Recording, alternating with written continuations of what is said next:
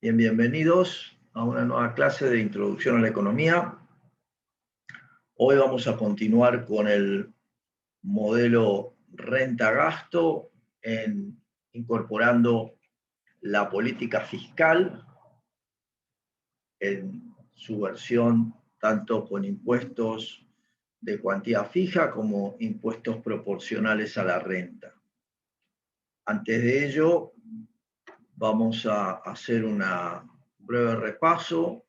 Voy a ir a la pizarra sobre lo que hemos desarrollado en la clase anterior para estar al tanto. Recordemos que hemos planteado un modelo cuyos supuestos son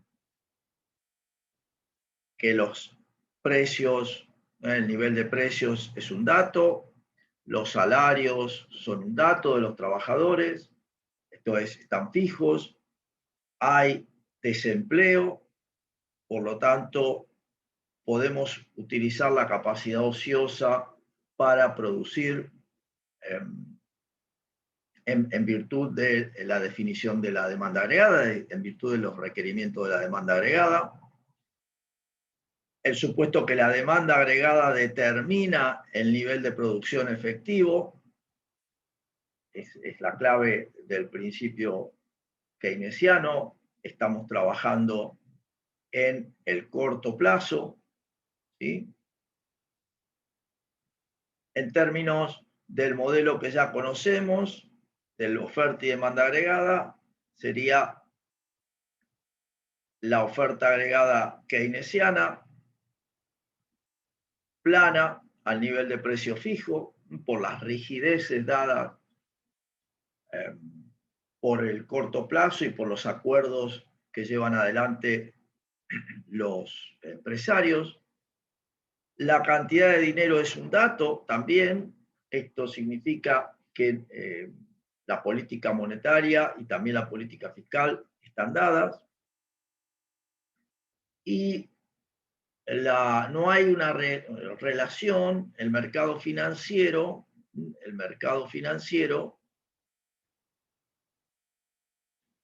no está vinculado, no se vincula con las decisiones, no se vincula con decisiones en la economía real, es decir, con decisiones de inversión.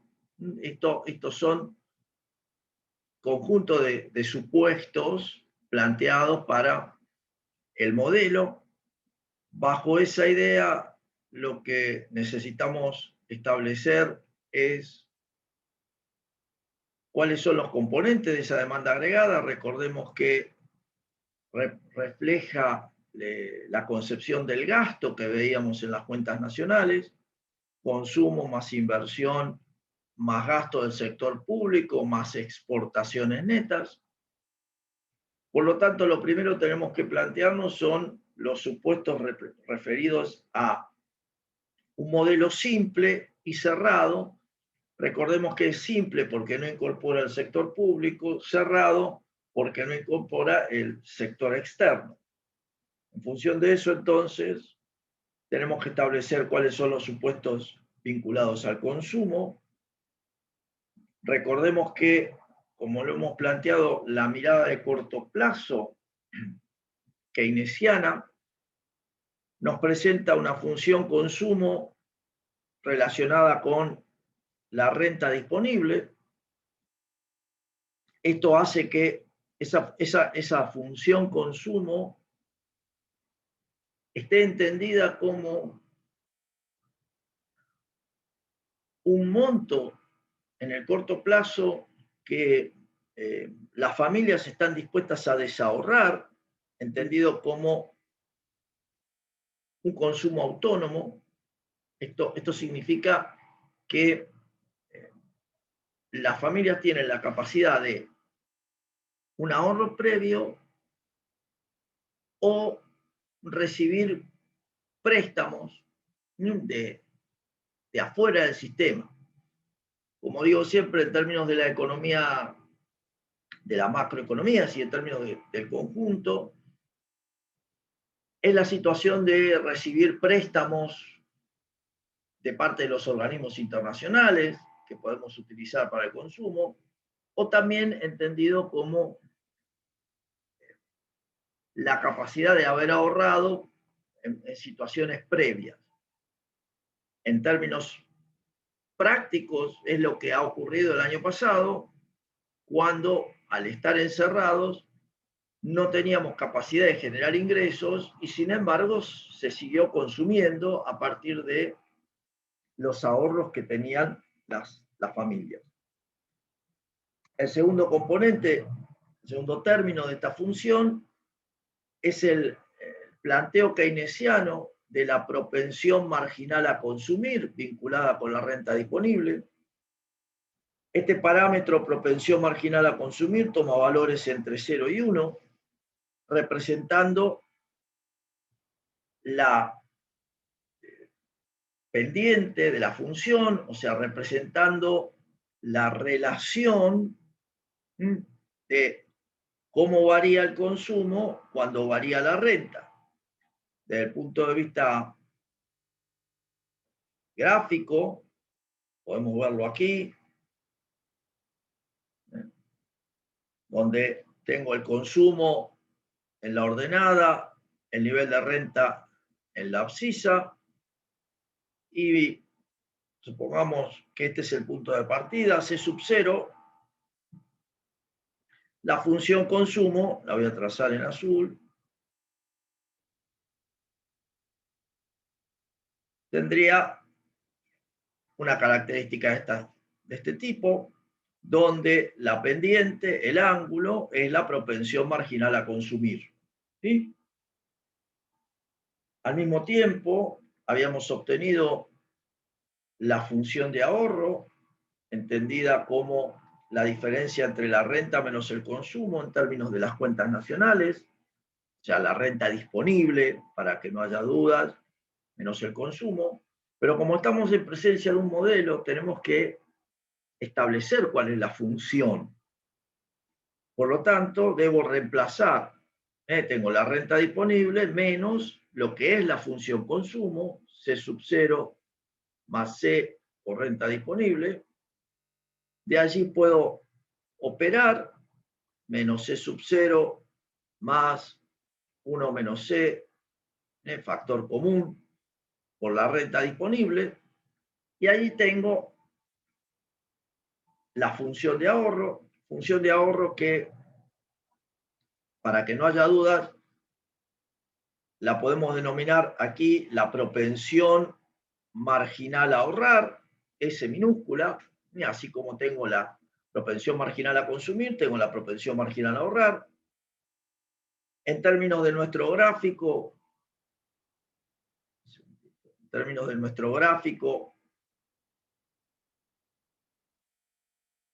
vamos a ver acá.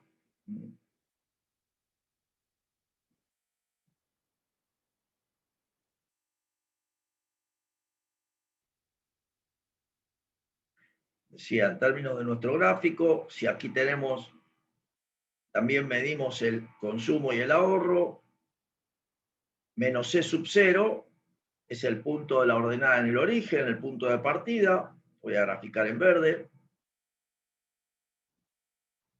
Tengo la función de ahorro y puedo calcular dónde pasa por el origen, porque, como les comenté el otro día, uso el concepto de la recta bisectriz, o sea, la recta que divide al ángulo de 90 grados en dos, 45 grados, que por construcción me permite decir que en el punto donde la función de consumo corta la recta bisectriz, la base y la altura son iguales. Esto significa que el ingreso y el consumo son iguales.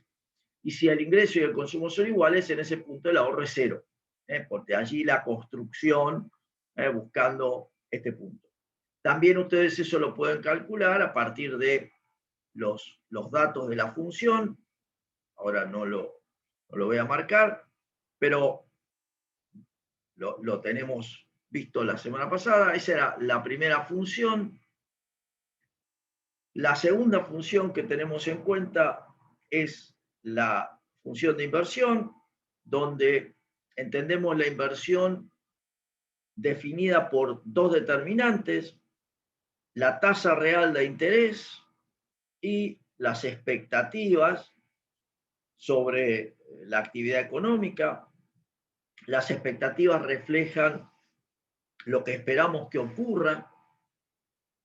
Por ejemplo, en este momento que se acaba o sea, las situaciones que se generan en la economía argentina de cierre de exportaciones o de algunas otras decisiones que toma el gobierno, hay que preguntarse qué expectativa le genera al inversor.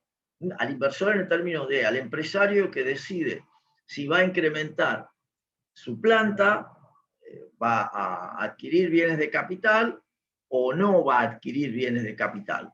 Bueno, a partir de la decisión que tomen, piensen ustedes qué decisión tomarían.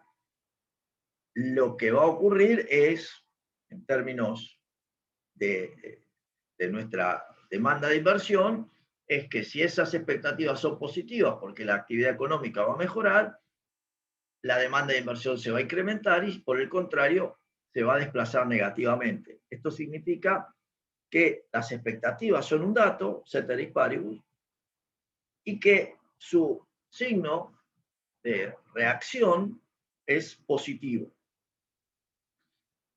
La otra variable que define la inversión es la tasa real de interés, entendida la tasa real de interés como la tasa nominal de interés menos la inflación esperada. Lo que significa esto es que, como lo hemos planteado, nosotros no tomamos decisiones por los datos nominales. Esto significa la tasa nominal de interés es cuánto me cuesta nominalmente a tomar dinero prestado. Pero, en definitiva, la decisión la tomamos por lo que significa la tasa real, esto es, cuánto, descontado la inflación, cuánto voy a terminar pagando de un préstamo. Entonces, hacíamos notar que si la tasa de interés es el 30% para conseguir un crédito y la inflación esperada hoy es 40%, cualquier empresario estaría dispuesto a tomar dinero. ¿Por qué? Porque dentro de un año va a tener que devolver 30% del capital tomado como préstamo, pero logró que los precios de lo que vende en promedio hayan subido al 40%. Esto significa que la tasa real de interés es 10 puntos porcentuales negativa. Dicho de otra manera, que logra que parte de lo que él tiene que pagar se lo pague el mercado. No lo tiene que pagar de su bolsillo, se lo paguen los compradores del bien que produce. Por el contrario, si la tasa nominal es 30% y la inflación esperada fuera la que proyectaba el gobierno, 29%, bueno, lo que está significando eso es que dentro de un año el empresario va a tener que sacar de su bolsillo un punto porcentual del préstamo, es decir, un 1% que no le cubre lo que subieron los precios. Digo para entenderlo. Entonces, la relación que hemos planteado en términos gráficos para el concepto de inversión es una relación inversa dada por el hecho de que a mayores tasas reales de interés, o sea, cuanto más costoso resulta conseguir fondos, menor va a ser la demanda de inversión planeada. Esto es, menos cantidad de proyectos van a ser, van a tener una rentabilidad que me permita pagar el aumento de la tasa de interés. Esto es lo que está queriendo decir esta relación. ¿Sí? Entonces, la...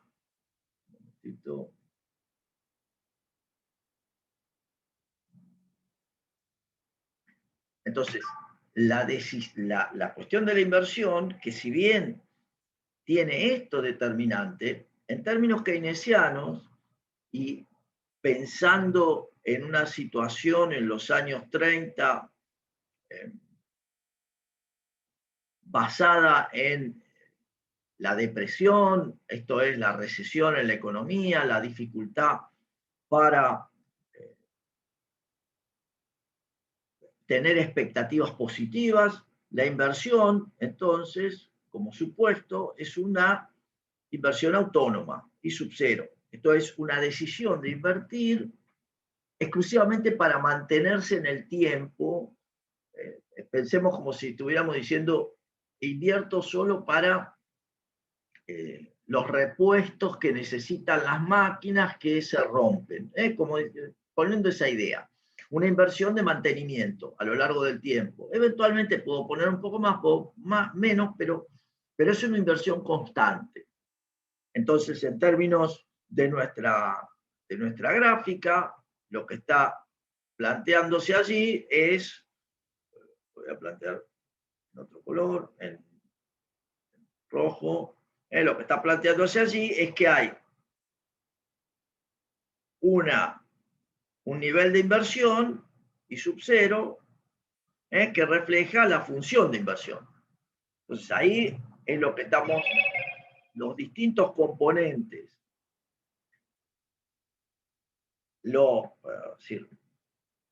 el resultado de esto, que ahora lo vamos a ver, es la conformación de la demanda agregada. Esta conformación de la demanda agregada, de vuelta, es un modelo simple y cerrado, solo tiene en cuenta el consumo más la inversión, las familias consumiendo bienes y servicios finales, las empresas invirtiendo en bienes de capital. Por lo tanto, el consumo, C sub 0 más C por I. Como no tengo el gobierno, recordemos, lo voy a plantear aquí arriba, que la renta disponible es la renta menos los impuestos más las transferencias. Pero como no tengo gobierno, no tengo impuestos y no tengo transferencias. Por ende, la renta disponible y la renta son el mismo concepto. Entonces, el consumo, expresado como C sub 0 más C por I, más la inversión, es la demanda agregada. En principio puedo agrupar los autónomos, C sub 0 más I sub 0, porque son dos datos, en definitiva, son dos números, conformando el concepto de los autónomos, en cuestión general, más C por I. En términos gráficos, esto significa que yo voy a tener una demanda agregada, fíjense que es la suma de... Profe, Sí, ¿qué sería C por I? C por I es, C es la propensión marginal a consumir. I es el nivel de renta. Fíjate que es la definición de la función consumo que tenés acá arriba. La función consumo, C sub 0 más C por la renta disponible. Como te marcaba aquí, la renta disponible y la renta son lo mismo cuando no hay gobierno. ¿Se ve, Melanie? Sí, profe. Entonces, en función de esto, yo tengo, gráficamente, puedo presentar que la demanda agregada es la suma de C sub 0 más I sub 0, el punto de partida. Entonces tengo acá C sub 0 más I sub 0. Y esto es la representación, más o menos, acá, de la demanda agregada. La representación de la demanda agregada. Esa representación de la demanda agregada, ya la marco.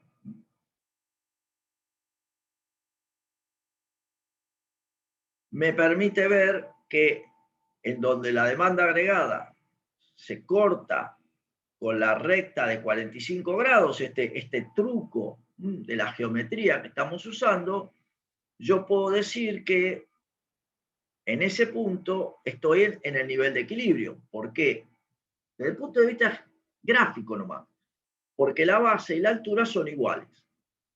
Como ya lo presentamos la semana pasada, en ese punto, y ahora lo vamos a mostrar, también se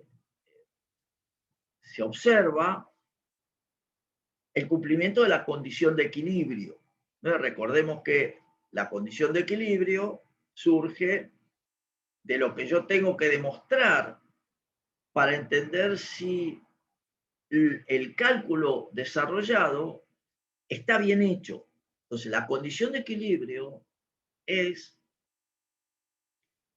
la idea general que el flujo de ingresos que se produce en la economía tiene que ser igual al flujo de salidas que se producen en la economía.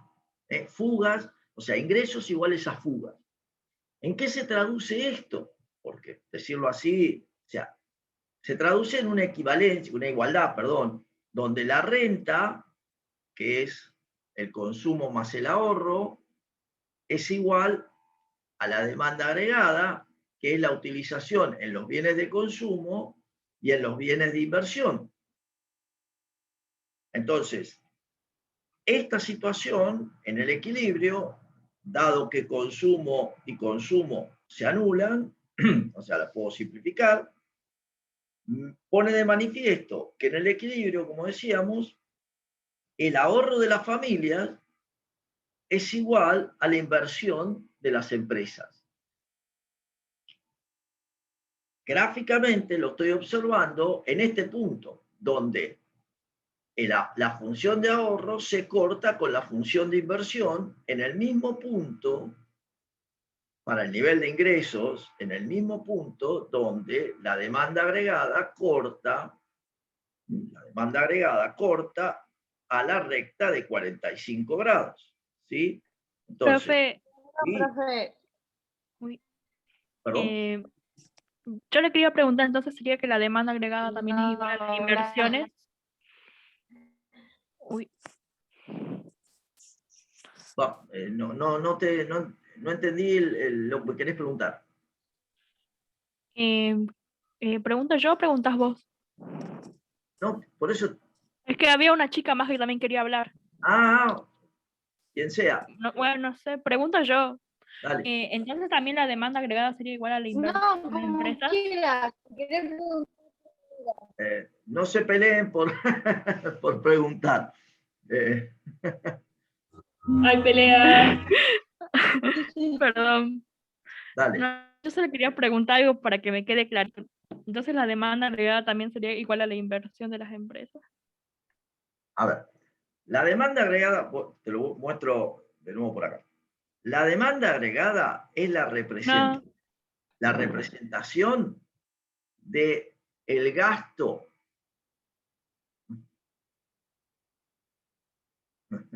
Así no pelea. Está. Es la representación del gasto. Esa es la demanda agregada. El gasto está reflejado en la decisión de las empresas que invierten, la decisión de las familias que consumen, la decisión del sector público en el gasto y la decisión del resto del mundo en el saldo de la balanza comercial. Este es un modelo simple y cerrado que no involucra por ahora al sector público ni al sector externo. Entonces, esa es la configuración de la demanda agregada que estás observando aquí. ¿Sí? Si te lo acerco más, esa es la configuración de esta demanda agregada, la suma de la función consumo más la función de inversión. Por lo tanto, es un desplazamiento paralelo de la función consumo en azul en el monto de la función de inversión, del monto que tiene de la inversión.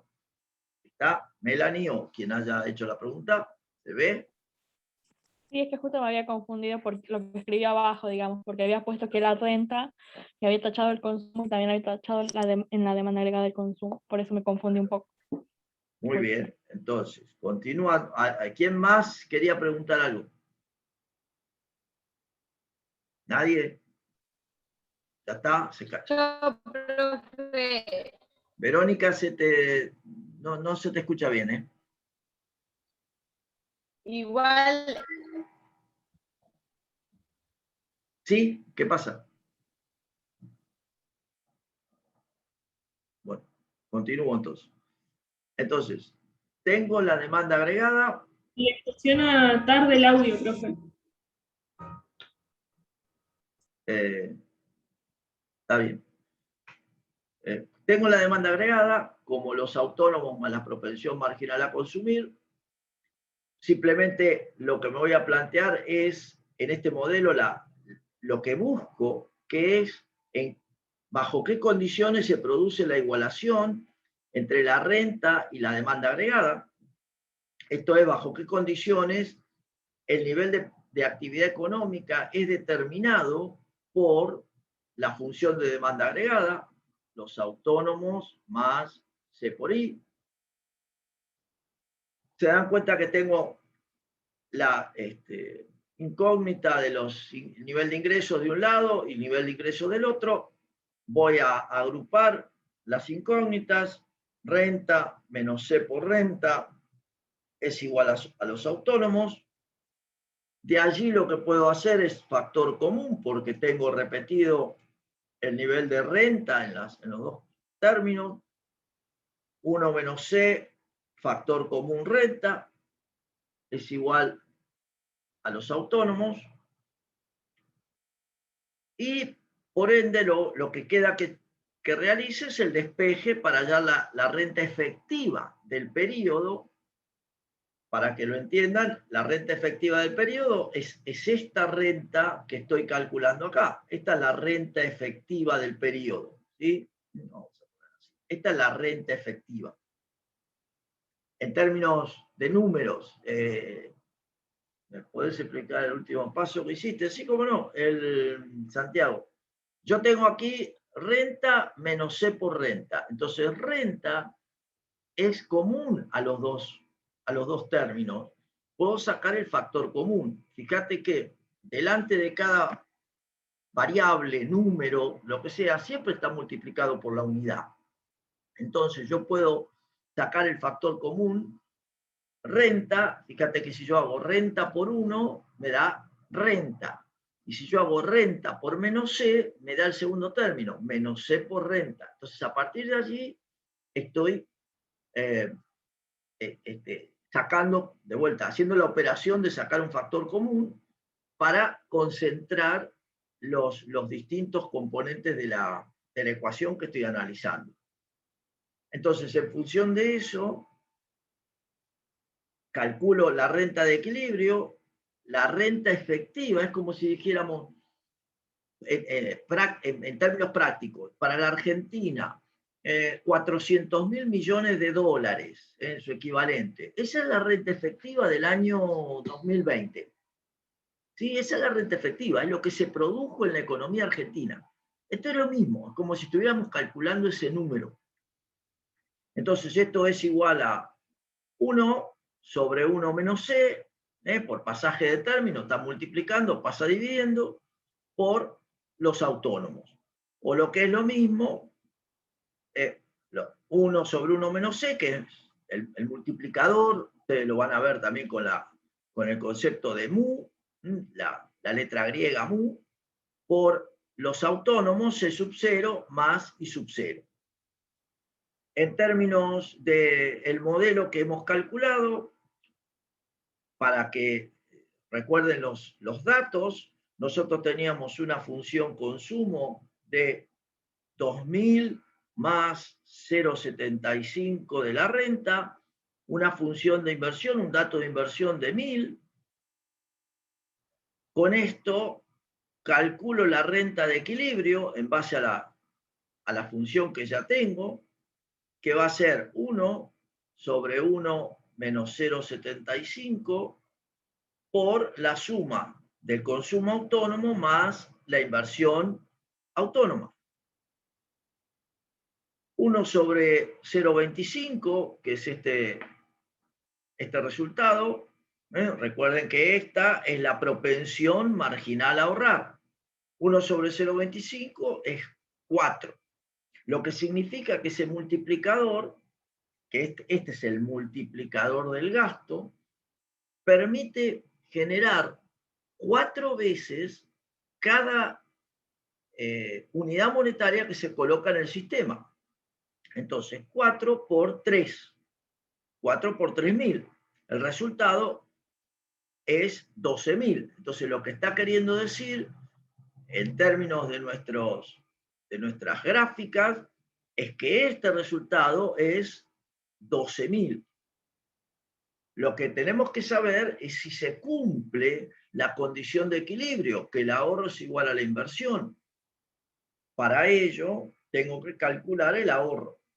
El ahorro, en función de los datos que tenemos, es menos C sub 0 más la propensión marginal a ahorrar por la renta. Esto es menos 2.000 más la propensión marginal a ahorrar, o lo que es lo mismo, 1 menos la propensión marginal a consumir, por la renta que he calculado recién. Esto significa que aquí tengo menos 2.000 más el 25% de 12.000. 3.000. La cuarta parte de 12.000 es 3.000. Entonces, el resultado es 1.000, que es exactamente igual a la inversión.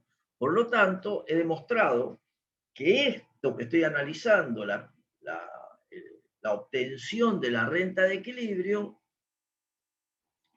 está bien hecho. Está bien hecho porque se sostiene que los ingresos que se producen en la economía por la inversión de las empresas son iguales a los egresos que reflejan el ahorro de las familias, que sirve para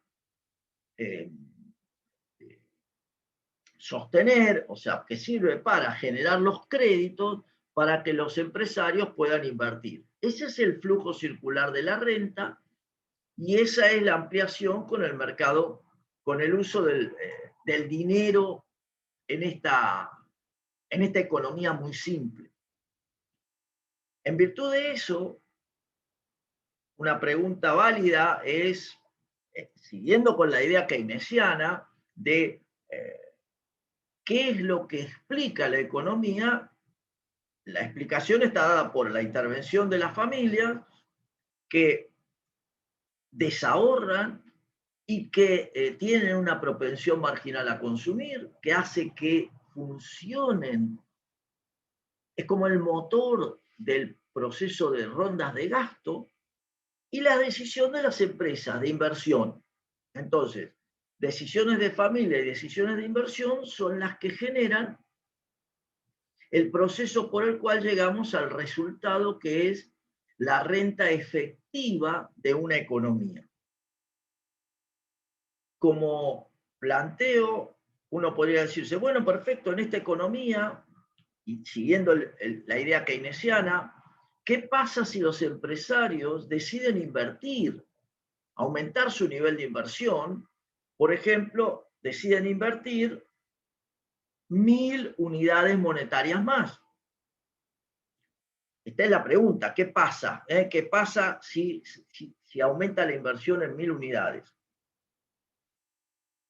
Ustedes podrían decirme, bueno, tengo que calcular todo de nuevo, tengo que hacer todo el desarrollo.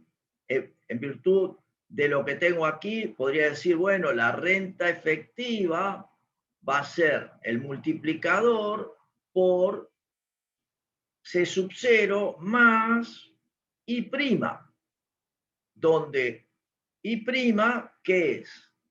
La suma de la situación original más la variación de la inversión. Sí, eso es I'. Y entonces ustedes podrían decir, bueno, el multiplicador yo ya lo conozco, es valor 4, sé que C sub 0 no modificó porque las familias siguen gastando lo mismo, y I' es 1.000 más 1.000, o sea, 2.000. Por lo tanto, el resultado, se dan cuenta que es 16.000.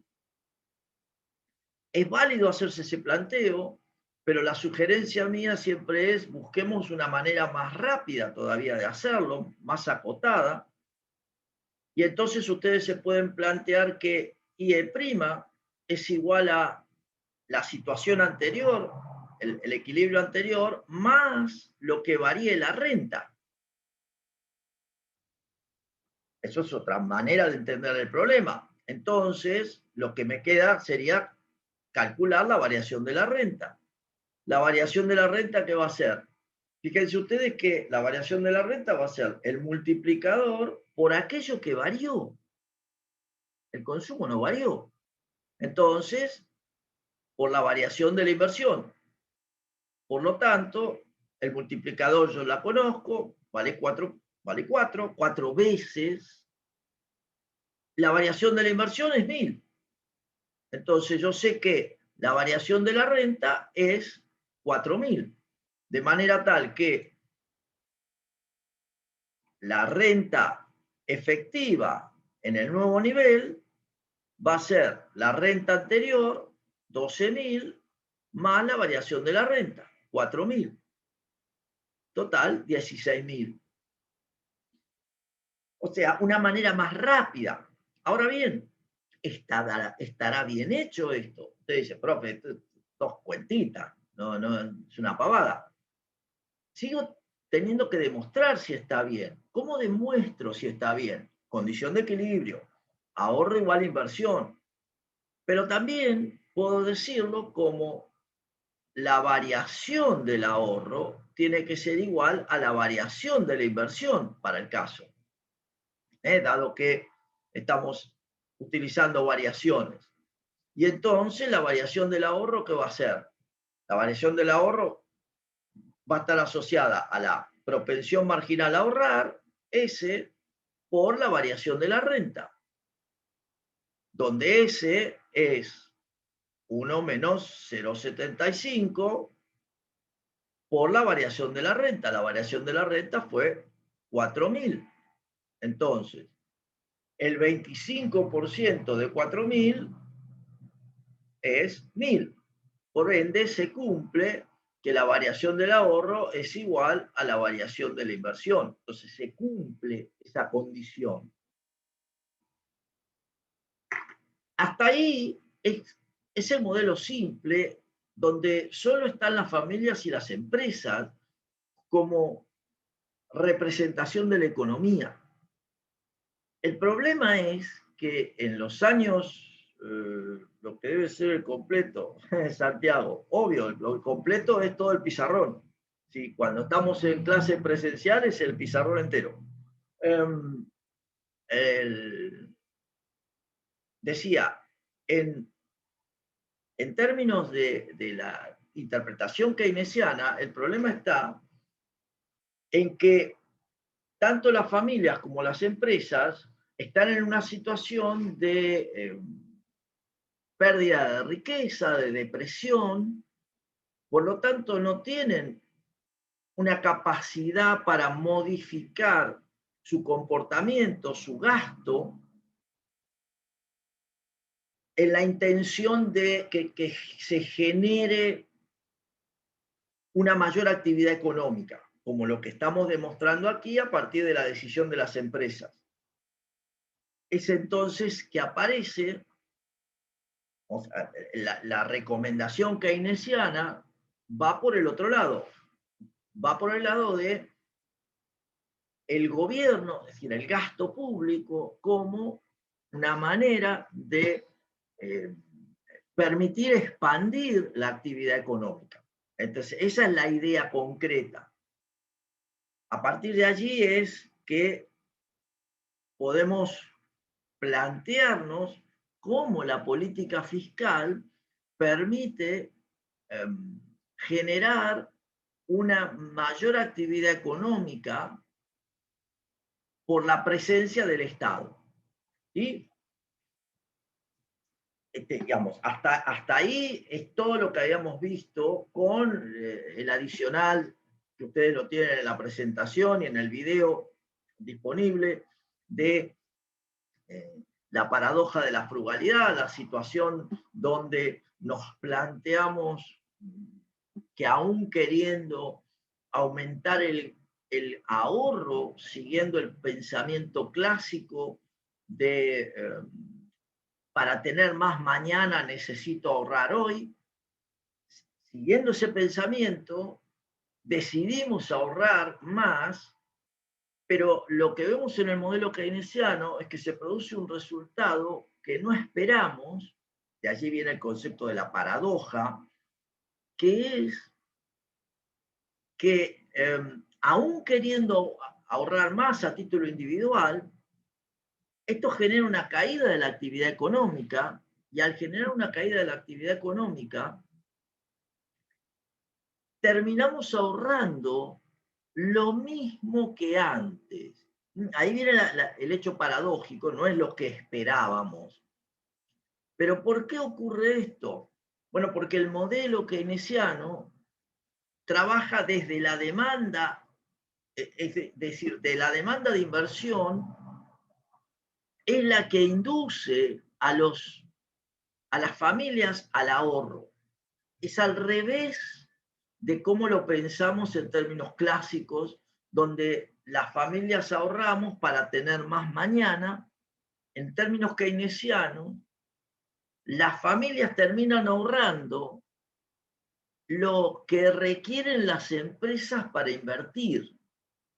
Como la decisión de las empresas de inversión no se modificó, tampoco se modifica el monto total de ahorro. Ustedes eso lo tienen desarrollado en la llamada paradoja de la frugalidad, que está también en el video y está también en los textos.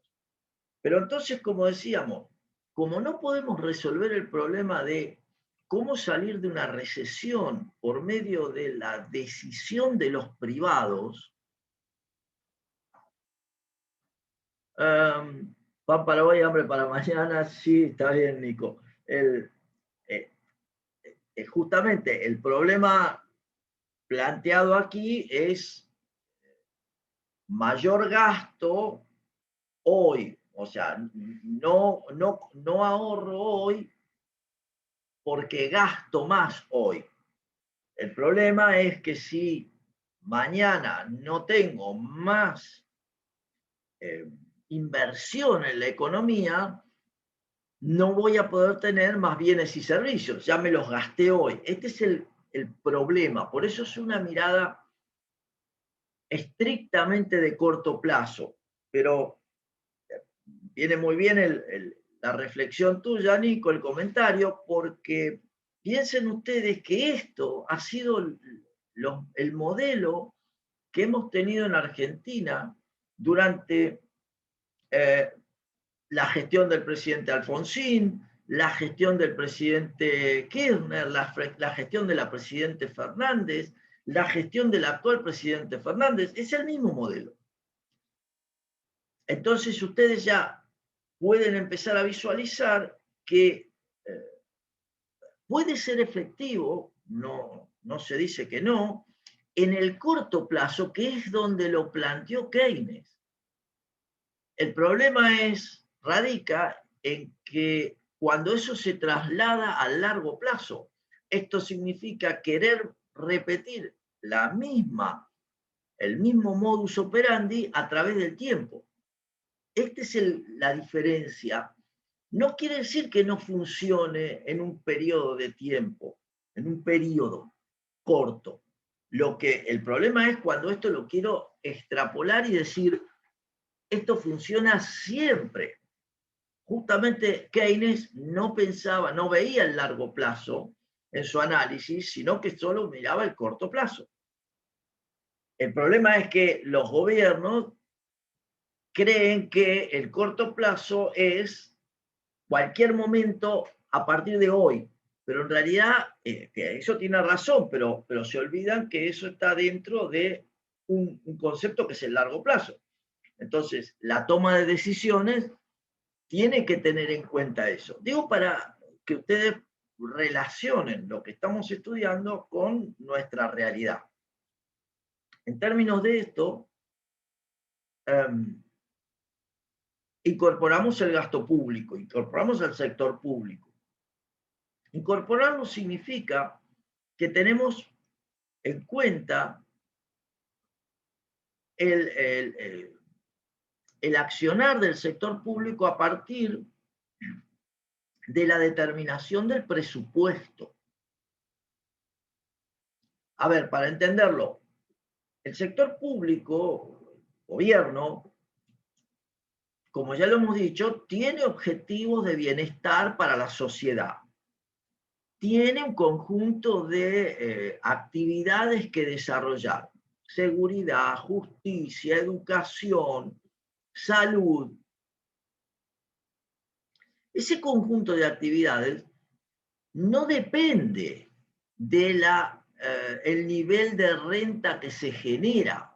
Necesitamos salud, necesitamos justicia y educación de la misma manera, siempre. Más, menos, siempre. Por lo tanto, esta decisión de gasto público se establece, como les decía, en la ley fundamental, que es la ley de presupuesto. La ley de presupuesto se presenta por Constitución, lo establece la Constitución, el 15 de septiembre del año anterior al momento en que va a entrar en vigencia.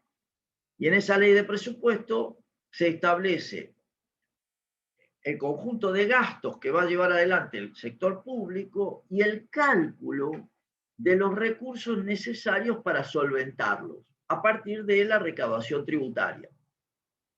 Lo que no alcance reflejará el déficit planteado y, por obvias razones, la necesidad de financiamiento por aumento de impuestos, por endeudamiento nacional o internacional, o por la emisión, si ninguna de las otras opciones alcanza. Para también traernos a la realidad, el presupuesto presentado por este gobierno, que está en vigencia, no tiene estimado todos los gastos que generaron la segunda ola del COVID. O sea, todos los gastos asociados a lo que pasa ahora no están calculados. Por ende, en el número va a haber que hacer un conjunto de modificaciones. También el presupuesto es el que establece, como ya lo hemos comentado, los distintos subsidios, las distintas ayudas, y establece la pauta planeada por el gobierno del 29% de inflación esperada. Bueno, todos esos son datos que están en el presupuesto. En virtud de todo ello, y desde el punto de vista teórico, lo que podemos decir es que el presupuesto es una decisión exógena al modelo, porque está dependiendo del requerimiento de fondos y del requerimiento de gastos que el gobierno entiende necesario para cumplir con sus objetivos de política. Reitero, no está relacionado con el nivel de renta. En función de ello, desde el punto de vista gráfico, representa un monto fijo a través del tiempo. Un monto fijo a través del tiempo. Entonces, con esos datos, lo incorporamos a la gráfica, al modelo, y en principio, en términos gráficos, nos podemos dar cuenta que a la demanda agregada que teníamos recién graficada, que desde el punto de vista del modelo anterior nos daba un equilibrio, un nivel de renta efectiva de 12.000, esta era la renta efectiva en la situación anterior. Ahora vamos a tener un aumento de gasto público que desde la construcción gráfica nos permite observar una nueva situación de equilibrio. Vamos a pasar de E a E', reflejada en el desplazamiento de la función de demanda en el monto asociado al gasto público. En términos de la fórmula, o sea, de la ecuación que estamos utilizando, lo que simplemente refleja esto es la incorporación de una variable, ¿да? El variable que es el gasto público. Antes de avanzar, piénsenlo como el ejercicio que hicimos hace unos minutos, en el que decíamos, los inversores, los empresarios deciden invertir 1000 unidades más. Piensen esta situación como que el gasto público, o sea, el gobierno reemplaza la decisión de los empresarios de gastar 1000 unidades más gastándolas el gobierno. Piénsenlo de esa manera. Si quieren, asócienlo a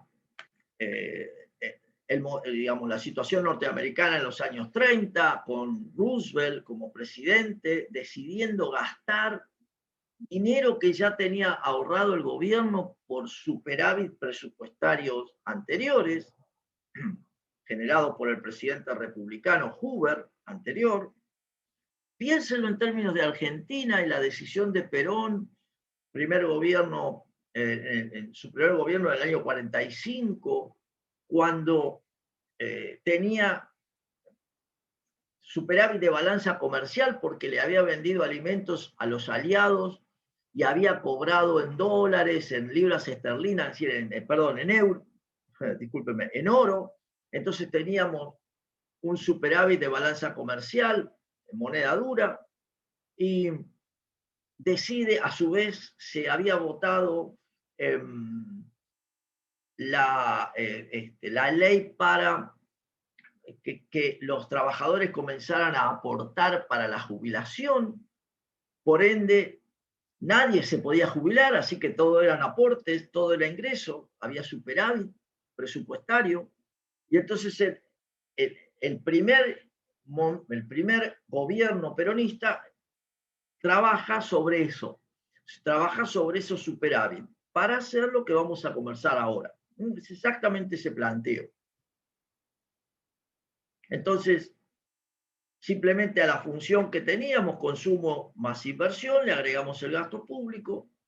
Se dan cuenta que tengo un concepto de gasto autónomo AU',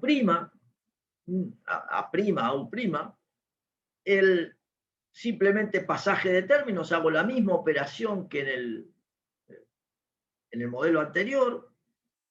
Despejo la situación de equilibrio, o sea, despejo el nivel de renta efectiva de equilibrio, y está constituido por el multiplicador, mu, simplemente que ahora se observa la presencia de otro actor más de la economía, otro agente económico, que es el gobierno. En términos de nuestro modelo, vamos a planteárnoslo aquí.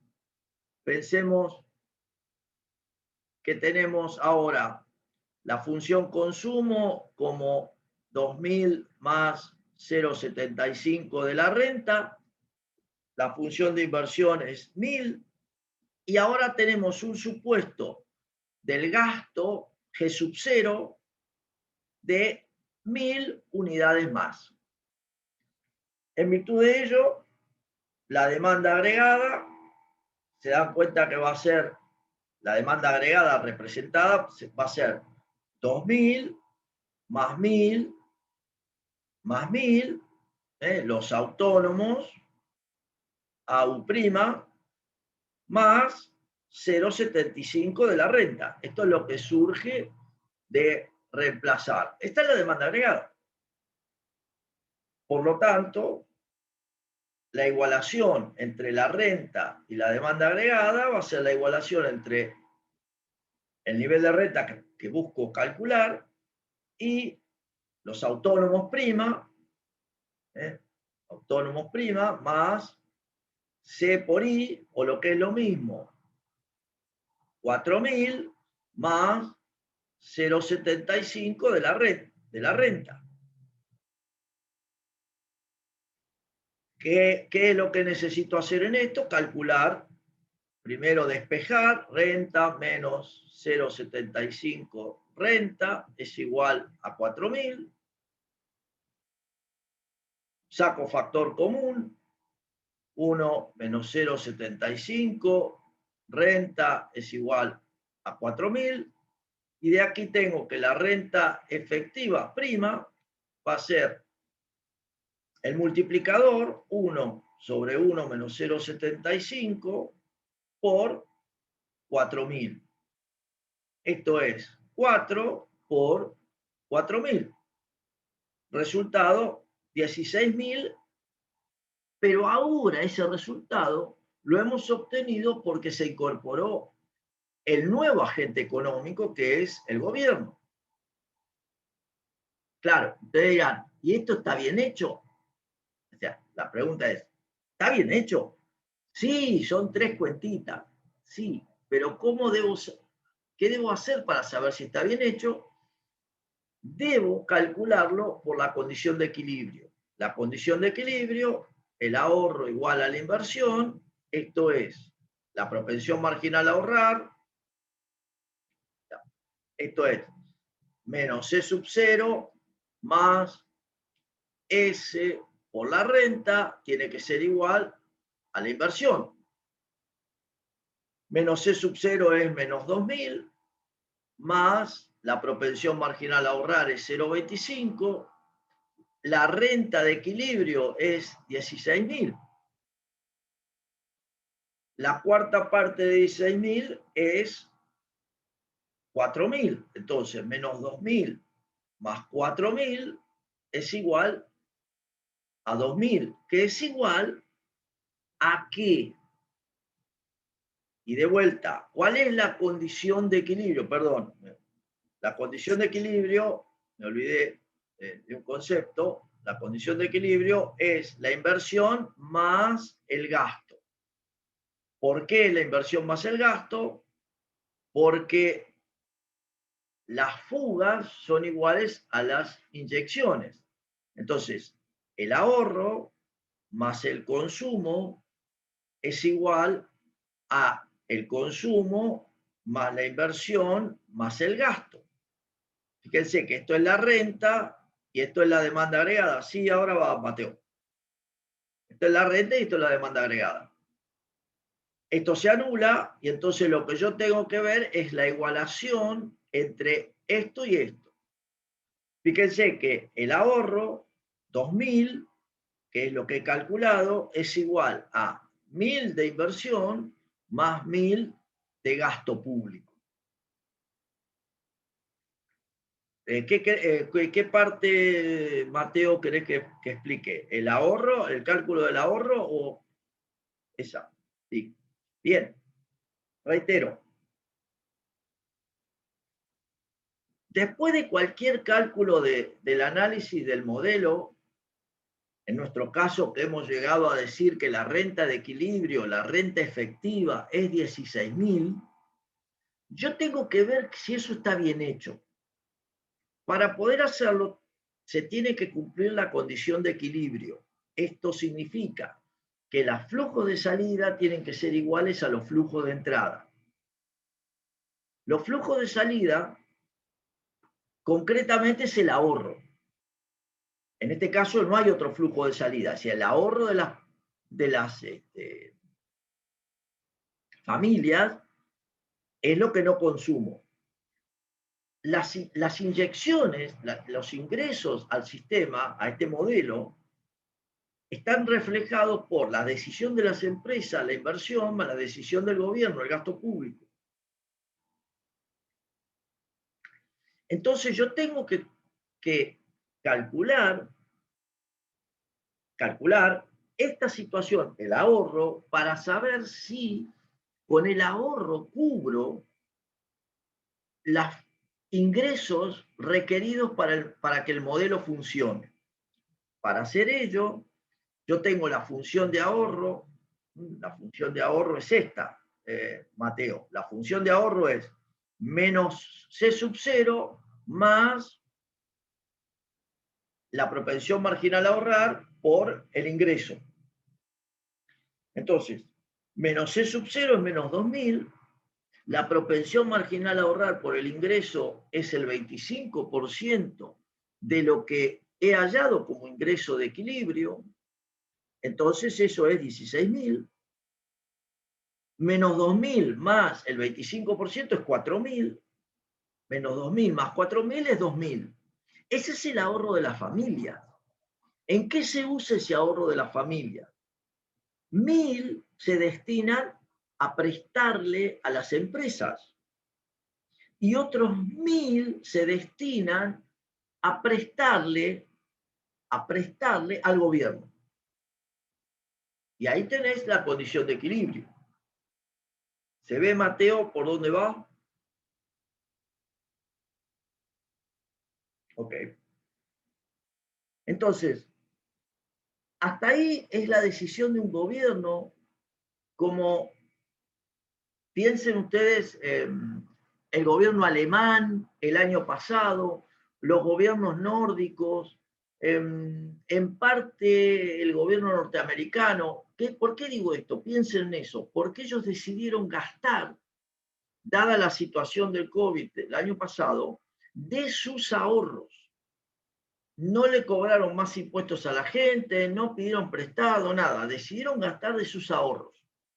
Noruega, Finlandia, Alemania, decidieron hacerlo así. Entonces, es como si estuviéramos viendo esta situación. Sacaron del ahorro y gastaron. Le dieron plata a la gente, lo que fuera. ¿Sí? No es nuestro caso. Nosotros ahora vamos a ver nuestro caso. Entonces, como condición de equilibrio con el gasto público sería ahorro más igual a inversión más gasto, y con solo el consumo inversiones, ahorro igual a inversión. ¿Es correcto, Santiago? ¿Sí? Así es. Esa es la condición de equilibrio. Vamos a ver que en definitiva siempre el ahorro bruto es igual a la inversión bruta, pero eso lo vamos a entender al final del cuento. Pero de cualquier manera está muy bien el planteo. Entonces, en función de esto, ¿yo ahora qué necesito? Necesito incorporar los impuestos, porque tengo que ver cómo financiar el gasto público cuando no tengo. Entonces yo voy a tener, como decíamos, dos tipos de impuestos. Impuestos de cuantía fija. El ejemplo histórico nuestro, siempre lo digo, es cuando en la presidencia del doctor Alfonsín se decidió para pagarle un aumento a los docentes que habían hecho una huelga llamada la Carpa Blanca, estuvieron como un mes sin dar clases.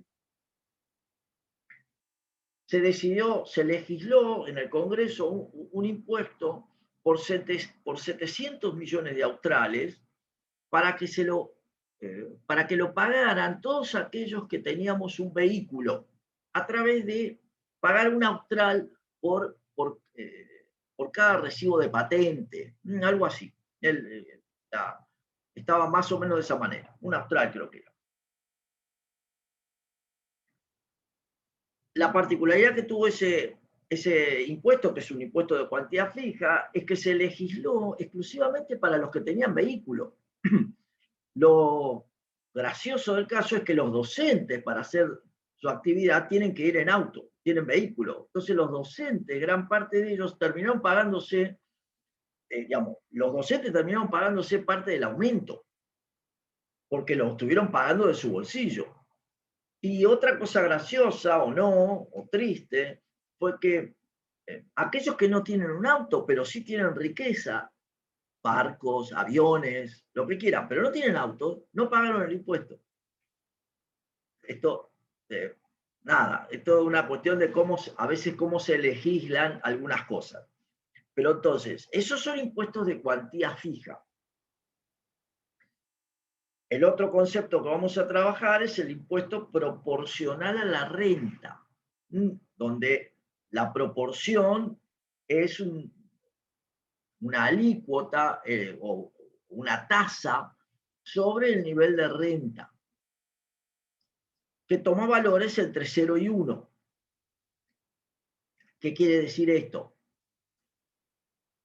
Para que no haya duda, no refleja el impuesto a las ganancias, porque esos son beneficios, no es renta. Tampoco es el impuesto al valor agregado, el IVA, sino que es un impuesto, si quisiéramos, como un impuesto a las ventas, que reflejan solo a los ingresos. Para que la idea sea más clara todavía, es como pensar en cuánto pagamos de impuestos sobre toda la generación de riqueza de la economía. Y ese es un término que se conoce como presión tributaria, presión impositiva, presión tributaria. Para entenderlo, en la Argentina es aproximadamente del 40%. Nosotros vamos a usar otros valores, pero esa es la idea. Nosotros pagamos, somos de los países que más pagan, ya lo habíamos comentado en otro momento, tenemos más de tenemos 167 impuestos y nuestra presión tributaria es una de las más altas. Entonces, bajo esta idea, lo que vamos a analizar ahora es cómo, o sea, véanlo desde el punto de vista gráfico. Yo tengo una definición de gasto público, como vimos recién, y tengo una propensión, digamos, impuestos proporcionales a la renta, en tanto que el gasto supera a la recaudación de impuestos, está reflejando un déficit. Cuando la recaudación de impuestos supera al gasto, estamos en presencia de un superávit. Lo primero que vamos a hacer es calcular esto mediante la incorporación de los impuestos de cuantía fija. Piensen ustedes que estamos de nuevo incorporando al gobierno, por ende, la demanda agregada que solo era del consumo más la inversión se desplaza positivamente. Para ponerlo en datos, estos eran los 12.000 originales, estos son los 16.000 que acabamos de analizar, y lo que vamos a ver ahora es cómo incide la incorporación de impuestos de cuantía fija. Impuestos de cuantía fija significa que la renta disponible es la renta menos los impuestos más las transferencias.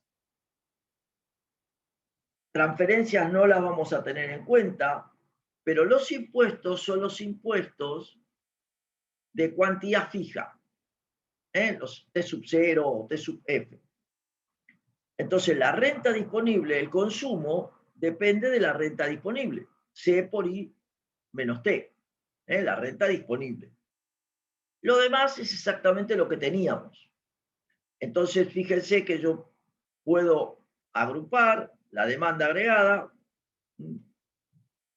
consumo más inversión más gasto, más la propensión marginal a consumir por la renta, menos, abriendo paréntesis, más por menos, menos C por TF.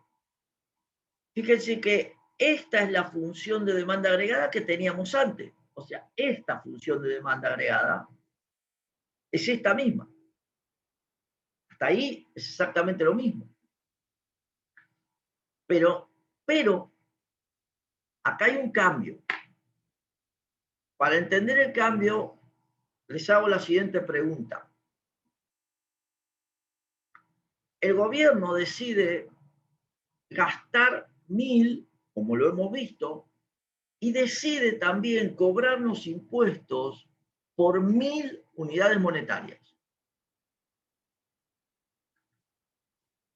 La pregunta es, ¿cuánto va a dejar de gastar la sociedad?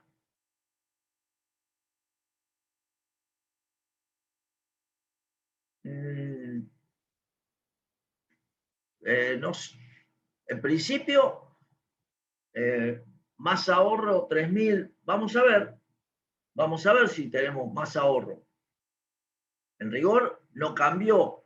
Es lo mismo de antes. La decisión de gasto es la misma, la decisión de inversión es la misma, simplemente el gobierno me dice ahora, les voy a cobrar 1.000 unidades monetarias más. ¿Cómo afecta eso al nivel de gasto de la economía? ¿Cuánto menos se va a poder gastar en la economía?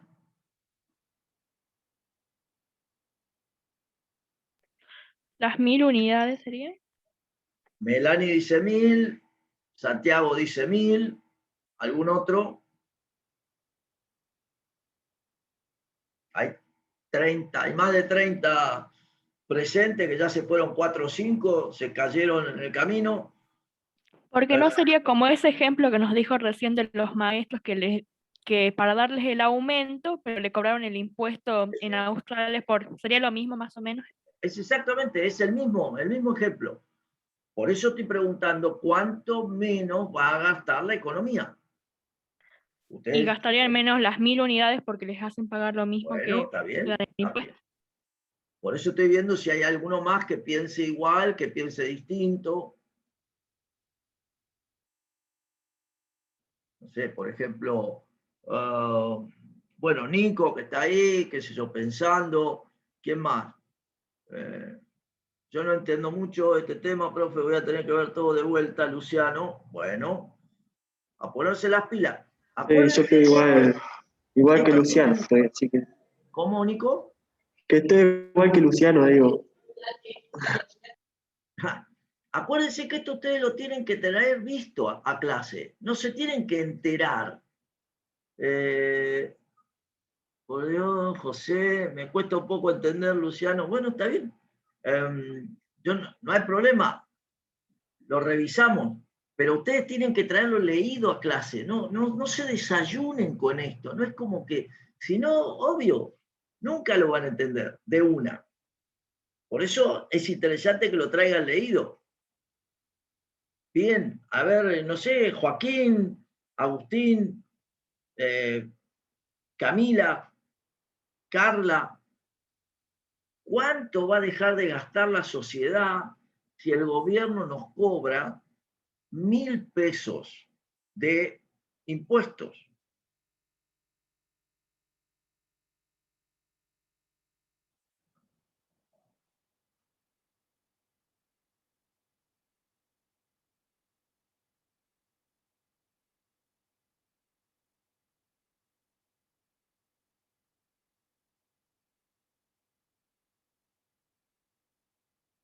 Están todos muteados.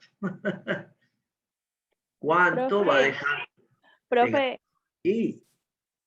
justo me acordé que había leído, que en la bibliografía leí que la política fiscal como que tiene una función distributiva, como que se distribuye lo que se gasta entre todas las personas de manera igual, digamos. ¿Está bien? Bueno, Luciano me dice esos 1.000 pesos en cada familia. Sí, son 1.000 pesos, 1.000 millones, es lo mismo. Hay un monto total que es 1.000 que nos cobra el gobierno. ¿Algún otro, aparte de los 3? No. El resto se muteó, desapareció. Bien. Bueno, lamentablemente está mal la respuesta de los 3 o de los 4 que la dieron. Pero usted dice, ¿por qué? Si usted me dice que el gobierno me cobra 1.000, ¿cuánto me queda ahora para gastar? Y usted, la lógica, ustedes dicen, y sí, me cobró 1.000, me quedan 1.000 menos. Pero la pregunta es otra, porque ¿cuánto destinan al consumo de cada peso? Y ustedes destinan al consumo de cada peso la propensión marginal a consumir. Por ende, fíjense que cuando a mí el gobierno me cobra 1.000 pesos, yo tenía de esos 1.000 pesos que yo iba a gastar la propensión marginal a consumir, 75%, como sociedad, 750, Y los 250 restantes los iba a ahorrar. Punto. ¿Me sacó del bolsillo porque me cobró impuestos 1.000? Sí. ¿Cuánto voy a gastar de menos en la economía? 750 en nuestro ejemplo. ¿Cómo? Los 250 restantes los dejo de ahorrar efectivo, de tener guardaditos en una caja. Se los di al gobierno. Yo le di 1.000 pesos al gobierno. ¿En qué se traduce esto? Justamente en el componente menos C por TF, la propensión marginal a consumir por los impuestos de cuantía fija. Gráficamente, ¿qué significa? Esto, desplazamiento negativo de la función de demanda agregada en el monto de la propensión marginal a consumir por los impuestos de cuantía fija. Entonces, fíjense, por eso es interesante, que no es tan, digamos, sentido común. Si a mí me cobras 1.000, me sacaste 1.000, ¿cuánto dejaste de gastar? 1.000, no, falso. Dejaste de gastar lo que ibas a gastar, que era la propensión marginal a consumir asociada a cada peso de la economía. Este es el punto clave. Melanie, que fuiste una de las que respondió, no sé, Luciano, ¿quién más? Santiago, que fueron los que respondieron. ¿Lo ven por dónde va el razonamiento? Sí, profe. Melanie, entonces, profe, sería lo que íbamos a gastar de esos 1.000 en el consumo. Exactamente, Juliana. Por eso es interesante y tenés que evaluar el perfil de cuánto destinan al consumo y de ahí hacer la propensión. No, Santiago, la propensión surge de un análisis macroeconómico, no de cada familia. Claro, lo había pensado, pero no lo dije por la duda. Ah, wow, bueno, bárbaro, mejor, está buenísimo. La propensión no es por familia, sino que es a nivel macroeconómico. Está bien que vos me digas, bueno, pero lo podemos ajustar, las familias pobres gastan más que las familias ricas. Sí, sí, eso es cierto, ya lo vimos en la propensión media al consumo. Pero en términos generales, en el modelo macroeconómico, estás mirando el conjunto. Entonces, la propensión marginal a consumir aplica para todos los habitantes, para hacerla fácil. Después podés hacer todas las segmentaciones que te parezcan útiles, pero en principio es el conjunto. ¿Sí, Santiago? Entonces, lo que yo tengo aquí es la propensión marginal a consumir por los impuestos de cuantía fija. Al despejar, se dan cuenta que la propensión marginal a consumir por la renta pasa al otro término. Esto es exactamente lo mismo. Esto es el multiplicador. Pero tengo una novedad. ¿Cuál es? Es como si yo lo pusiera así. Renta igual a, hacemos rápido, C sub 0 más I sub 0 más G sub 0 más C por I menos C por TF. Esto termina siendo el IE2' es igual a los autónomos prima menos C por TF dividido 1 menos C. Esto es así, todo general. Cuando yo lo aplico, fíjense, cuando yo aplico, lo separo, al separarlo me queda el multiplicador por los autónomos, AU', menos C por el multiplicador por el impuesto de cuantía fija. Yo eso de impuesto de cuantía fija no lo puedo terminar de enganchar porque me perdí ahí cuando lo explicaste en la función de arriba. No sé si me lo puedes explicar de nuevo, Santiago. Impuesto de cuantía fija significa, si es eso lo que me preguntás, TF es el impuesto de cuantía fija. Ah, ok. Entonces, T sub 0, TF, es igual, cuantía fija. Entonces, fíjense que yo puedo ponerlo todo junto o lo puedo poner separado. Y entonces tengo el multiplicador común y el multiplicador de los impuestos.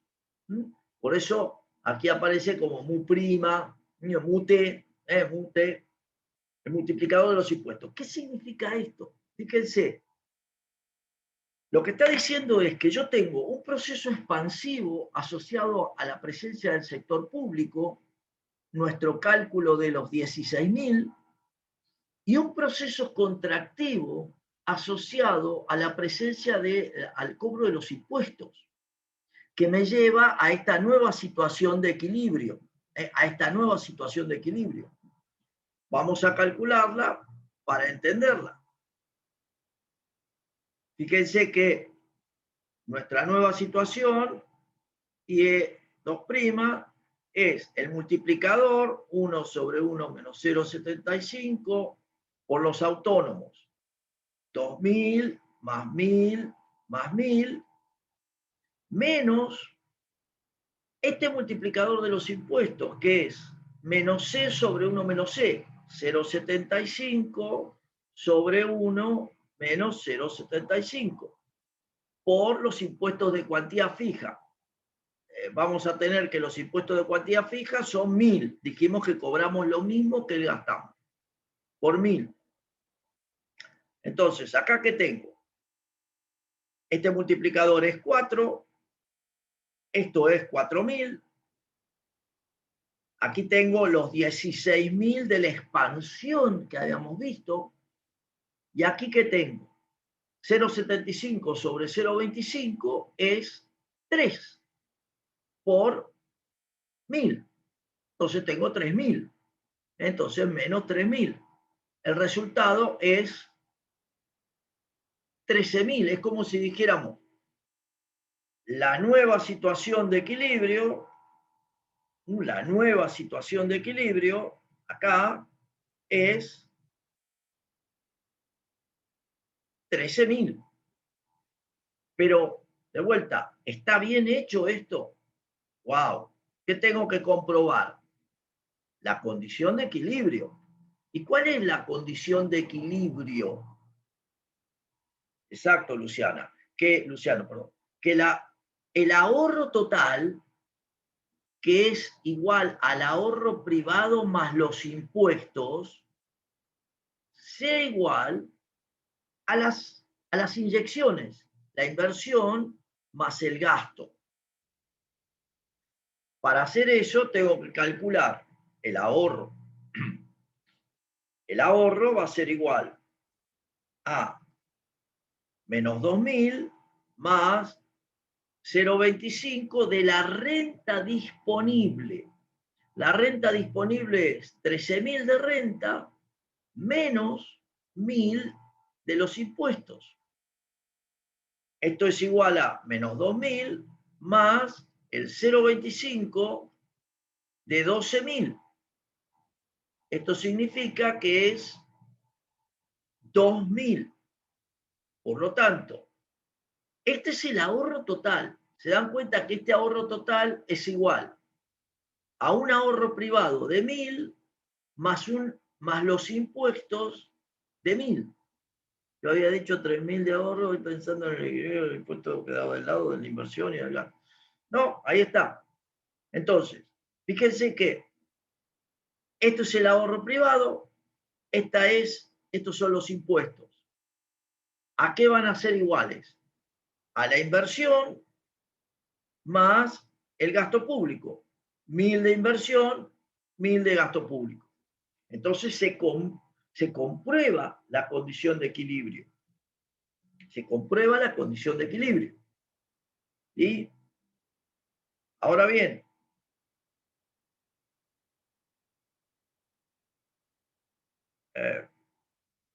esta situación también está asociada a una discusión, un intercambio entre los clásicos y Keynes.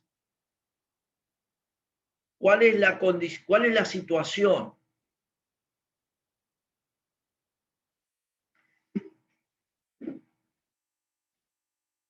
Los clásicos nos plantean el pleno empleo. Para presentarlo en términos gráficos, los clásicos nos hablan de, recuerden ustedes, la oferta agregada, nivel de precios, la oferta agregada clásica. Entonces, cualquier cambio en la demanda agregada para los clásicos, por política fiscal, no es ni más ni menos que un cambio en los precios. O sea, no tiene otra situación.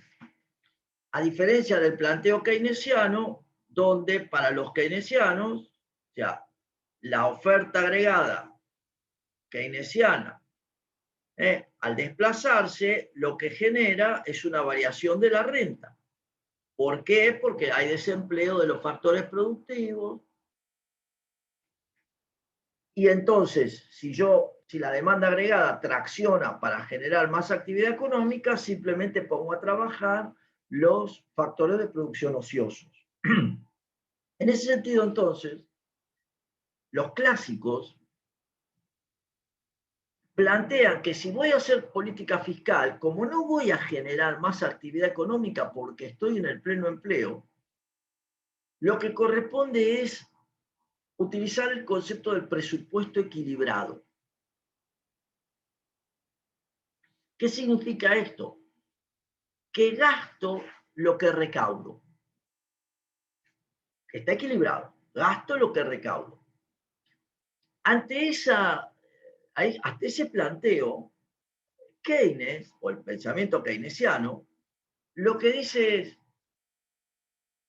en una economía con desempleo, aún siguiendo el precepto clásico de presupuesto equilibrado, voy a generar igual una mayor actividad económica. Digo, para enfrentarse a los clásicos. ¿Qué significa esto? Bien, para entenderlo, veamos lo que estamos diciendo. El concepto del presupuesto equilibrado significa que la variación del gasto es igual a la variación de los impuestos. Así de simple. Por lo tanto, usando el mismo resultado del modelo que hallamos recién, la expansión de la riqueza, la expansión de la renta, es igual al multiplicador por la expansión de aquello que se modificó, el gasto público. Menos, si bajan los impuestos, suben los gastos o el consumo. Si bajan los impuestos, suben los gastos. No, si bajan los impuestos, sube el consumo, porque es la renta disponible. No, el gasto público no. El gasto público tiene que bajar. Sí. Entonces, el multiplicador por la expansión del gasto menos el multiplicador de los impuestos por la expansión de los impuestos. ¿Qué pasa? Delta G y delta T son iguales. Por lo tanto, yo puedo reemplazar acá, puedo poner delta G. Es lo mismo. Entonces, puedo sacar factor común y puedo sacar divisor común. Las dos cosas. Fíjense que el factor común delta G, divisor común 1 menos C, dividido 1 menos C por 1, 1. 1 menos C dividido 1 menos C por menos C, menos C. Noten ustedes que el resultado, 1 menos C sobre 1 menos C, es 1. ¿Qué está queriendo decir Keynes? El planteo keynesiano aquí. Que la expansión del gasto, la expansión del Producto Bruto va a ser por lo menos una vez la expansión del gasto, para mostrar que aún siguiendo el principio clásico del presupuesto equilibrado, en una economía que tiene desempleo, igual se produce una mejora. Y ustedes dirán, ¿de dónde salió esto? Fíjense. Veamos acá. Cuando yo gasto 1.000 pesos más, que es lo que estamos haciendo nosotros, este multiplicador es 4. Es decir, yo genero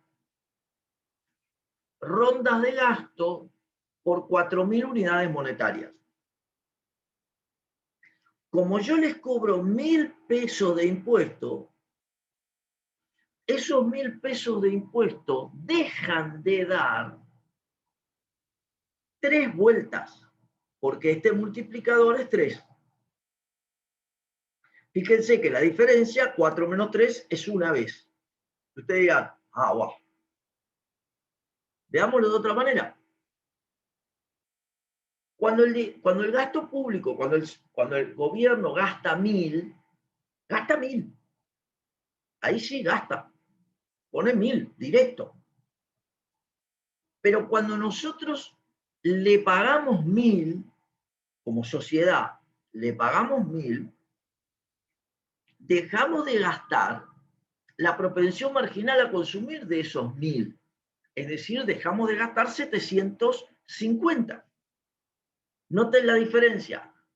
El gobierno gasta 1.000 y nosotros contraemos en 750. La diferencia son 250.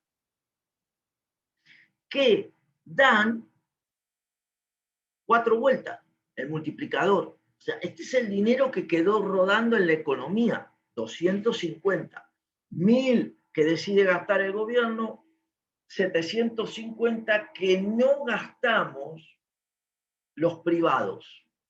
La diferencia, 250. Esos 250 que generan 4 rondas de gasto. Total, 1.000. Ahí viene el encuadre del presupuesto equilibrado, el resultado de por qué, bajo las condiciones keynesianas, aún siguiendo el precepto clásico de gastar lo que se recauda, igual se produce una mejora en la economía. Noten que la diferencia está en que para Keynes hay desempleo, la caracterización de la economía. Para los clásicos hay pleno empleo. Entonces, por eso la diferencia. ¿Sí?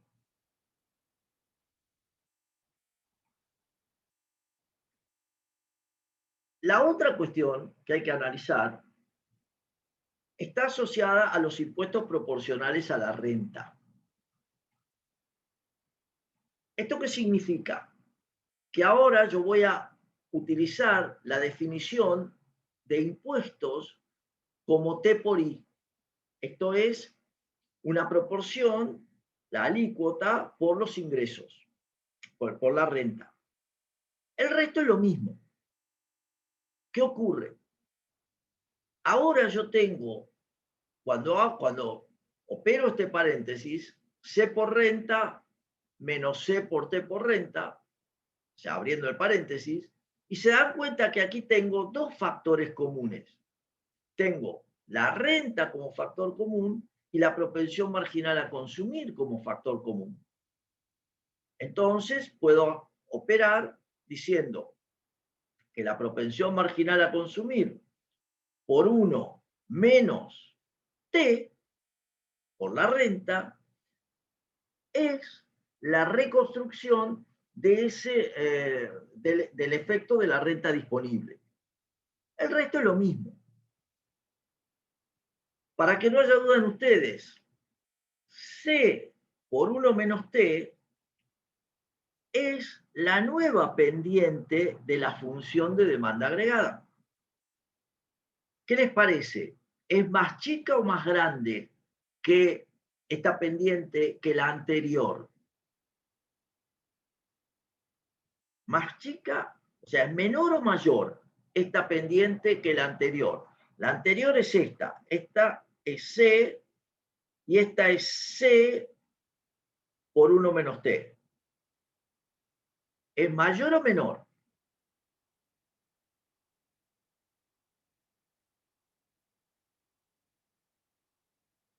¿Es más aplanada o más empinada?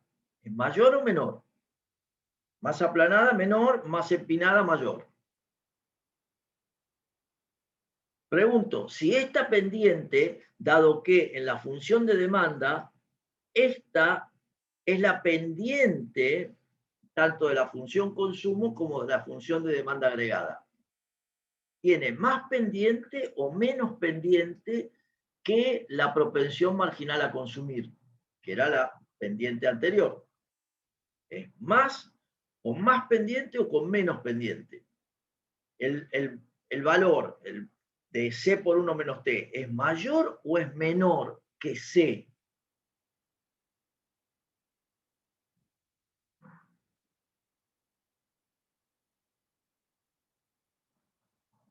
¿Mayor o menor que C? Menor, T ingreso, no, T es la alícuota de los impuestos, Santiago. Melissa, menor. ¿Algún otro que tenga opinión?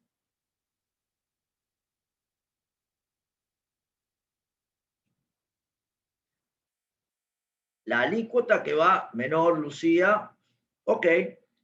¿Por qué es menor? Bueno, porque está multiplicada por un término que es menor a 1. 1 menos T, por lo tanto, C por 1 menos T, que es la propensión marginal a consumir efectiva, propensión marginal a consumir efectiva, es esta pendiente, menor que la anterior. ¿Esto en qué se traduce? En que al operar despejo, pasaje de términos, saco factor común renta, corchete por 1 menos C por 1 menos T, cierro corchete, es igual a los autónomos. Fíjense que esta propensión marginal a consumir es menor y por ende define un multiplicador 1 sobre 1 menos C por 1 menos T que es menor que el multiplicador anterior. Y ustedes dirán, bueno, pero ¿por qué? ¿Qué tiene que ver esto? Lo que estamos tratando de entender es cuál es el efecto de la política fiscal. Dicho de otra manera, que el Estado decida cobrarme impuestos proporcionales a la renta para financiar el gasto público. Esto es lo que estamos tratando de entender.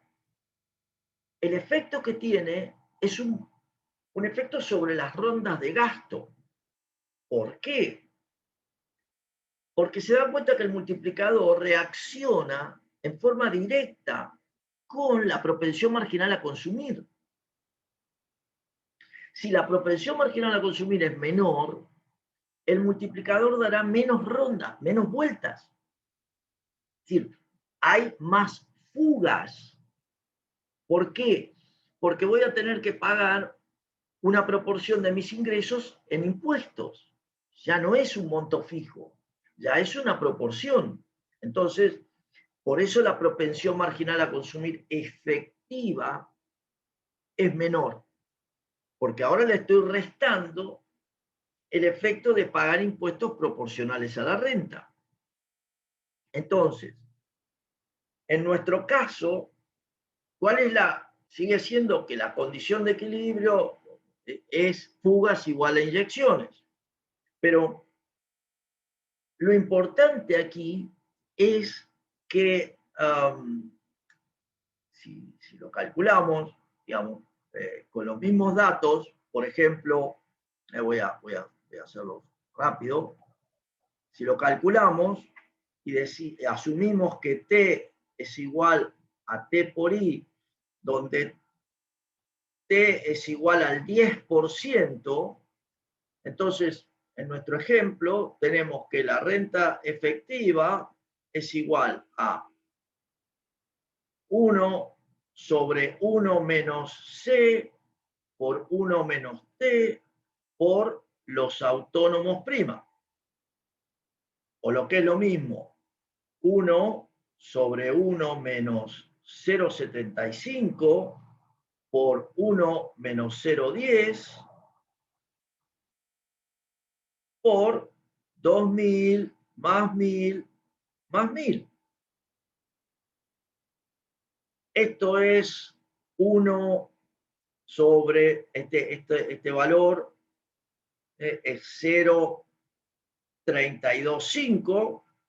1 sobre 0,325, el multiplicador es 3, aproximadamente 308 es este multiplicador. 308 por 4000 es 12.300. Este es el resultado. Y ustedes dirán, bueno, ¿y con eso qué hago? Entre otras cosas, tengo que calcular la situación fiscal, porque fíjense que el impuesto entonces va a ser el 10% de la renta de 12.300. O sea, 100, es decir, el 10% es 1.230. 1.230. El 10% va a ser 1,23, 1.230. Entonces, la situación fiscal, digamos, situación presupuestaria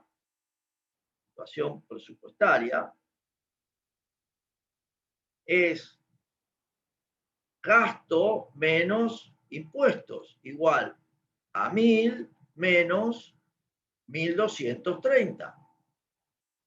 Esto significa un superávit de 770. Un superávit de 770. Y ustedes dicen, bueno, ¿y qué pasa con eso? ¿Cuál es la condición de equilibrio? Como dijimos, que el ahorro bruto, el ahorro total, que es igual al ahorro privado más los impuestos, sea igual a la inversión más el gasto. Fíjense que yo tengo los impuestos, que son 1,230, la inversión es 1, el gasto es 1, por lo tanto, el ahorro privado, lo vamos a calcular ahora, es 0,77. Pero lo vamos a calcular. ¿De dónde sale esto? Fíjense, el ahorro es menos 2.000 más 0,25, perdón, 0,25, momento. El ahorro es igual a la propensión marginal a ahorrar, 1 menos C por 1 menos T, por la renta. Lo vamos a hacer para plantearlo bien, para que no haya dudas. Menos C sub 0. Este es el ahorro. Esta es la función de ahorro. Entonces, menos 2.000 más 1 menos 0,75 por 1 menos 0,10 por la renta de equilibrio, 12.300. Este resultado es 0,325. Entonces, esto es igual a menos 2.000 más 0,325 por 12.300 es 4.000. Entonces, el resultado del ahorro es 2.000. Fíjense, 2.000.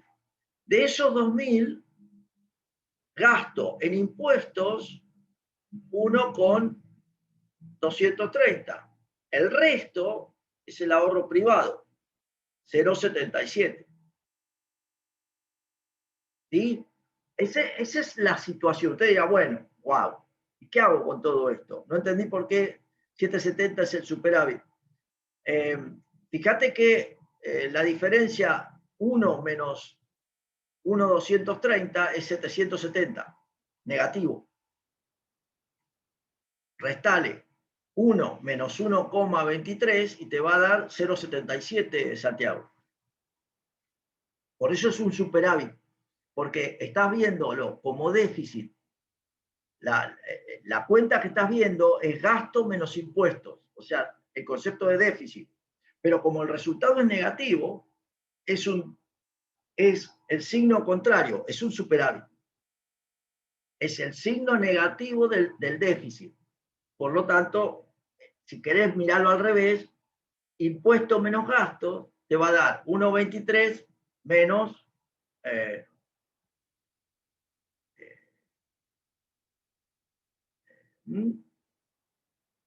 no, estoy paviando. Estoy paviando yo. Nada. Sí. Sí, 0,23. Nada, estoy enganchado con los otros números. 0,23. Wow. Cualquier. Sí, está. Bueno, estoy yo. Estoy acelerado yo. Estoy acelerado yo. 0,23. ¿Sí? Entonces, el concepto es que cuando yo tengo a ver, déjenme pensar, lo que pasa es que el ahorro privado es 0,77, esa era la confusión mía. El ahorro privado sí es 0,77. Entonces, el ahorro privado más los impuestos, el total me da 2.000. Eso es 2.000, ¿cómo lo financio? Bueno, financio pagándole, o sea, prestándole 1.000 a los empresarios, es decir, tengo 1.000 para financiar el gasto, sobran 230 del sector público que se lo puede prestar a los empresarios y el ahorro privado 770. Es como si dijéramos ahorro privado igual a inversión más gasto menos impuestos, ¿sí? Para entenderlo todo completo. Entonces, ahí está. Yo estaba 1.000 más 1.000 menos 1.023, 1.230. Entonces, esto es 0,77. Sí, ahí está, 0,77. Por eso me enganché mal yo. 0,77. ¿Sí? Este es el resultado. ¿Sí? Entonces, ¿qué es lo que está pasando? ¿Qué es lo que está pasando?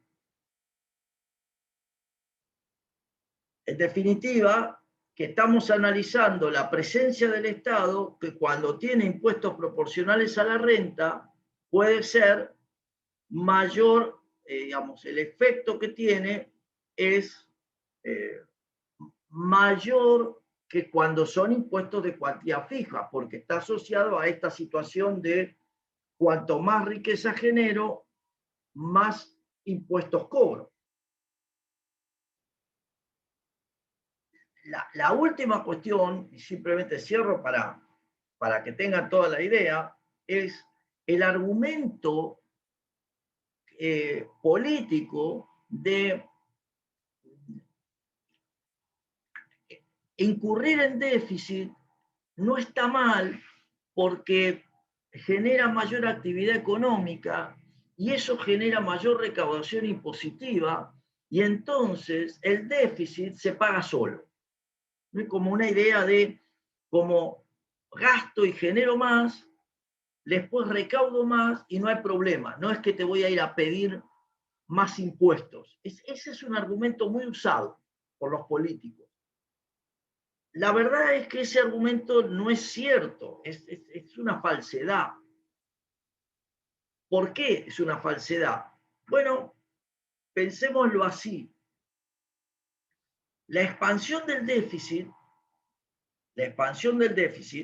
es igual a la expansión del gasto menos la expansión de los impuestos. Esa es la expansión del déficit. La expansión de los impuestos es T por la expansión de la renta. La expansión del gasto, la expansión de la renta, es lo que vimos recién, el multiplicador por la expansión del gasto.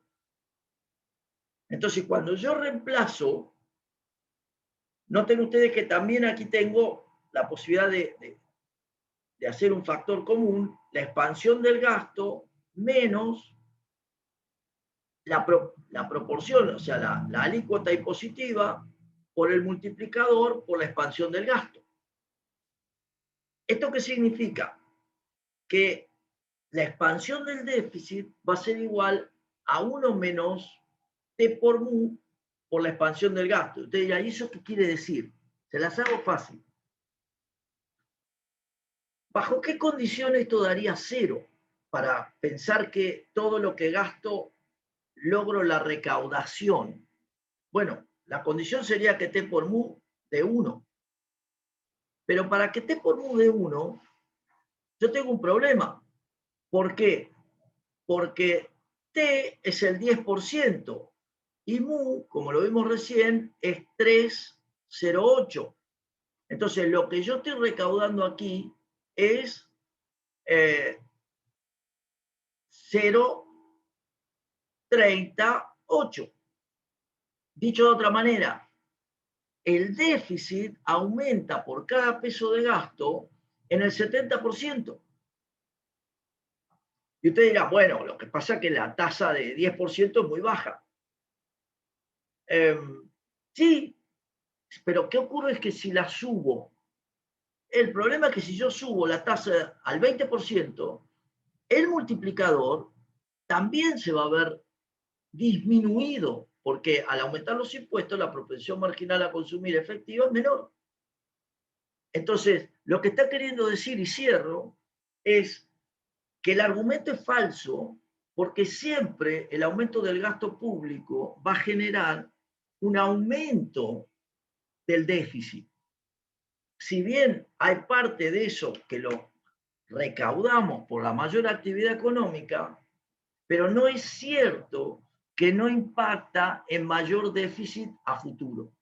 Digo, para tener la idea de la concepción de la política fiscal. Lo vamos a volver a analizar el lunes, cuando lo revisemos, pero esto es para que vean toda la concepción de política fiscal. ¿Sí? Acuérdense, el lunes tienen el test. Enseguida nomás, en la otra semana, vamos a tener test vinculado a cuentas nacionales y modelos. ¿Sí? No, ustedes este lunes no, disculpen. Ustedes no. No. Nada, olvídate. No, olvídate. Próximo van a tener el otro. Sí, hoy tengo estoy todo muy acelerado. Está muy acelerado. Bien. Nada. Cerramos. Como siempre, gracias. A trabajar con esto, a revisar todos los textos. Sí, enamorado. Sí, muy. Entonces, sí, Taichi. Dale. Trabájenlo, vayan por partes y cualquier cosa, mensaje, también lo van a ver con Manuel, así que trabájenlo. Bueno, los dejo. Nos vemos, Edu. Chao. Chao, profe. Chao.